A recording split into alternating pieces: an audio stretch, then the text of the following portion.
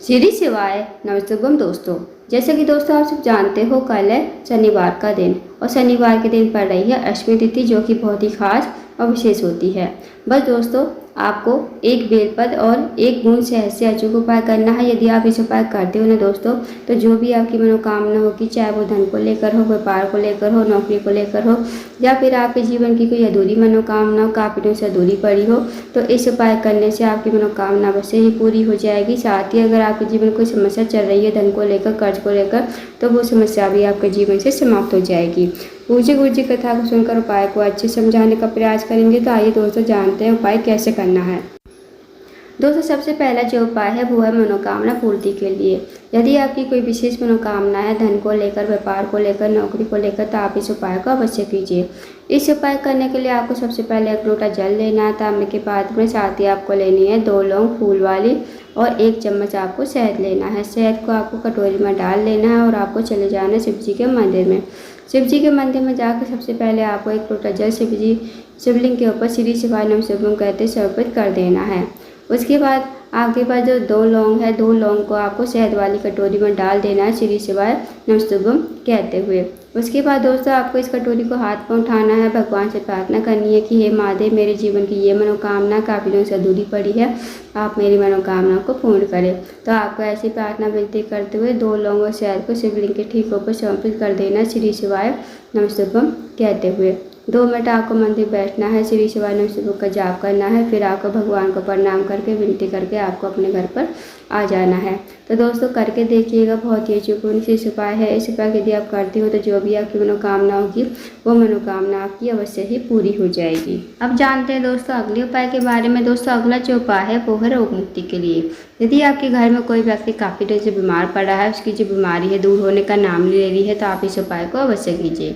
इस उपाय करने के लिए आपको सबसे पहले 1 लोटा जल लेना है तांबे के पात्र में। साथ ही आपको लेनी है 1 बेलपत्र, जो कहीं से गट्टी फट्टी खंडित ना हो। अब दोस्तों आपको चले जाना शिव जी के मंदिर में। शिव जी के मंदिर में जाकर सबसे पहले आपको 1 लोटा जल शिवलिंग के ऊपर श्री शिवाय नमः कहते समर्पित कर देना है। अब जो आपके पास बेलपत्र है ना दोस्तों, बेलपत्र को आपको अपने सीधे हाथ की हथेली पर रखना है। भगवान से प्रार्थना करनी है कि हे महादेव, मेरे घर का ये व्यक्ति है काफ़ी देर से बीमार पड़ा है, आप इसकी बीमारी को दूर करें। फिर आपको उस व्यक्ति का नाम लेते हुए, गोत्र बोलते हुए, बेलपत्र का आपको शिवलिंग के ठीक ऊपर कुंदकेश्वर महादेव का नाम लेते हुए समर्पित कर देना है। 2 मिनट आपको मंदिर बैठना है, श्री शिवाय नमः का जाप करना है। अब जो आपने बेलपत्र चढ़ाई थी दोस्तों शिवलिंग के ऊपर, वो आपको महादेव से विनती करते हुए औषधि के रूप में आपको अपने घर पर लेकर आनी है। इस बेलपत्र को घर पर लाकर उस रोगी व्यक्ति को खिलाना है जो रोगी व्यक्ति आपके घर में काफ़ी लंबे समय से बीमार पड़ा है। उसको आपको कुंदकेश्वर महादेव का नाम लेते हुए इस बेलपत्र को चबा चबा कर खाने को कहना है। यकीन मानिए दोस्तों, जो भी उसकी रोग बीमारी होगी ना धीरे धीरे ठीक हो जाएगी। तो करके देखिएगा, बहुत ही अचूक विशेष उपाय है। अब जानते हैं दोस्तों अगले उपाय के बारे में। दोस्तों अगला जो उपाय है वो है, अगर आपके जीवन में सफलता की प्राप्ति नहीं है, आप नौकरी की तैयारी कर रहे हो, नौकरी आपको नहीं मिल पा रही है, तो आप इस उपाय को अवश्य कीजिए। इस उपाय करने के लिए आपको सबसे पहले 1 लोटा जल लेना है तांबे के पात्र में। साथ ही आपको लेने हैं 2 गन्ने के फूल, जो पीले कलर के होते हैं ना, वो आपको लेने हैं।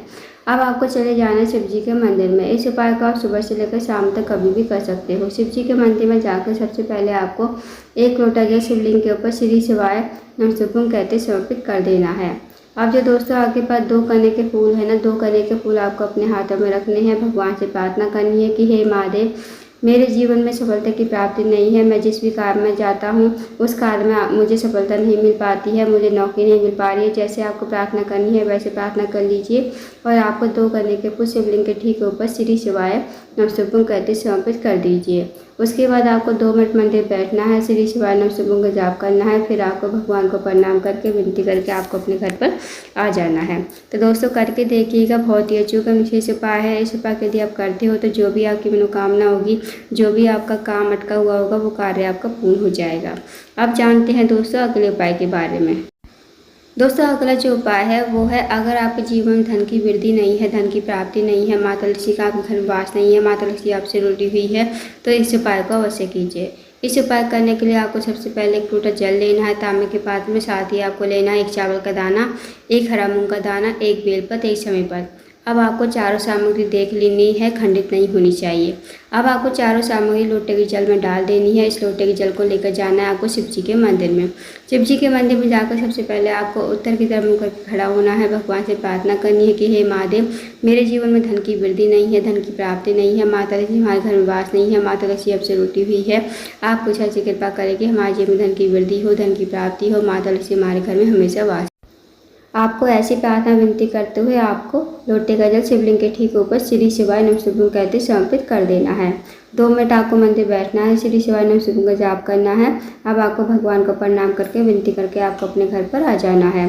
तो दोस्तों करके देखिएगा, बहुत ही अच्छी विशेष उपाय है। इस उपाय यदि आप करते हो तो जो भी आपके जीवन में धन की समस्या होगी ना, वो समस्या आपकी दूर हो जाएगी।